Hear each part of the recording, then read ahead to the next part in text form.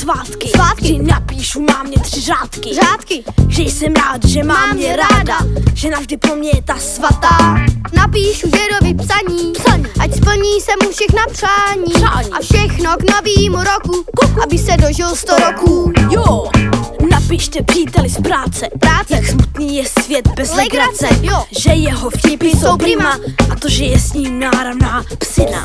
Napište sestře i tchýni, všem známým, nebuďte líní. Šťastné a veselé svátky, jen radost, žádné zmatky.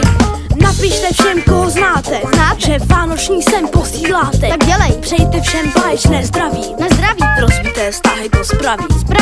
Dejte si prosím tu práci, kus přání vždy je pro nadaci. Charita k Vánocům patří, Štědrý den spojí možná i nás. Já sním o Vánocích